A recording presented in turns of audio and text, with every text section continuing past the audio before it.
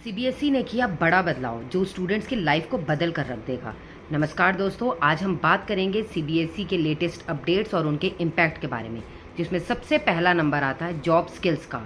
जी हाँ दोस्तों, सुनकर हैरानी होगी, लेकिन अब 2027-28 से क्लास 9th और 10th के बच्चे जॉब स्किल्स की ट्रेनिंग स्कूल से ही स्टार्ट करेंगे। वोकेशनल क्लासेस चलेंगी उनकी, और 2027 से क्लास 10th में ये एक बोर्ड एग्जाम्स का कंपलसरी सब्जेक्ट बन जाएगा। दूसरा नंबर आता है एआई स्किल्स का।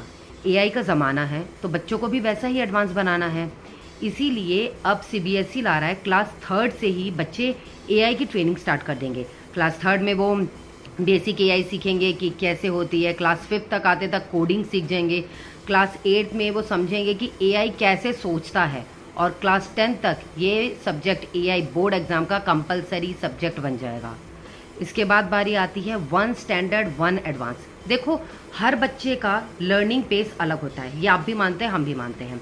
तो सीबीएसई ने क्या किया है, मैथ्स और साइंस इन दो सब्जेक्ट्स के लिए बच्चों को ये ऑप्शन दिया है कि वो चूज़ कर सकें अपना लेवल। एक होगा स्टैंडर्ड लेवल, एक होगा एडवांस लेवल। तो बच्चे अपने पेस के हिसाब से अपना लेवल चूज़ कर सकेंगे, जिससे उनको भी आगे चल के काफ़ी आसानी होगी।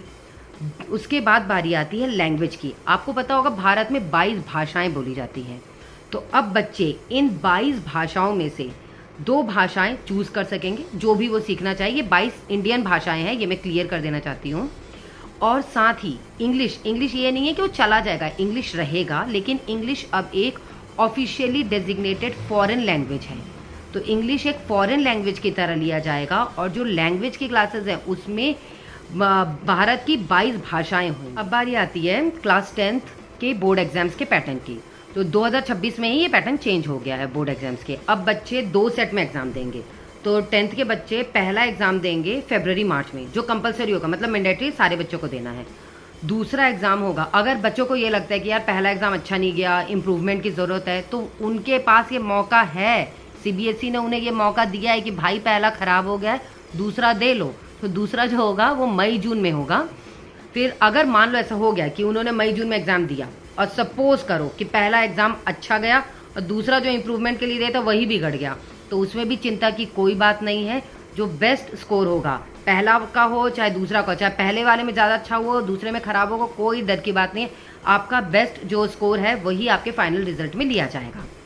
फिर आता है क्लास 12th के डिजिटल चेकिंग की। जी हाँ दोस्तों, अब वो पुराना ज़माना चला गया जब टीचर बैठ के कॉपी में चेक करते थे। अब जो है सारा डिजिटल चेकिंग होगा। इससे क्या होगा, टाइम भी कम लगेगा, मिस्टेक्स भी कम होंगी, और ट्रांसपेरेंसी भी आएंगी।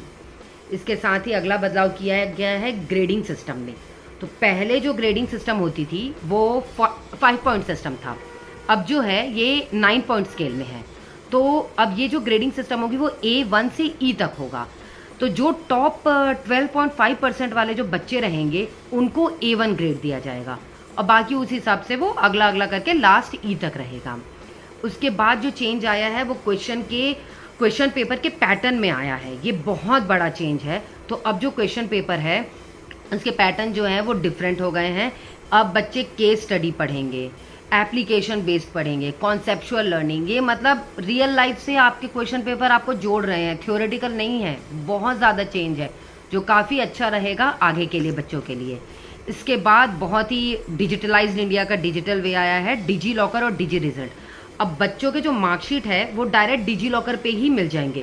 तो मतलब उनको ऐसा नहीं है कि हार्ड कॉपी के लिए परेशान होने की ज़रूरत है, फिजिकल कॉपी की वैसे नीड नहीं है, वो मिलेगा, वो बात अलग है। बट आपके डिजी लॉकर में आपके 10th-12th के मार्कशीट आ जाएंगे, तो आप उसकी कॉपी भी रख सकते हो। वैसे आप लोगों को बता दूं, अगर नहीं करते तो डिजी लॉकर में जो पहले के हैं, जैसे मैं तो पहले पढ़ी हुई हूँ, तो आप अपना सिर्फ रोल नंबर डालिए, वहाँ पे आपका सारा कुछ आ जाएगा, आपके ऑटोमेटिकली आपकी मार्कशीट आ जाएगी। 10th का डाल दो आप नंबर, 12th का डाल दो, वो सब आ जाएगा।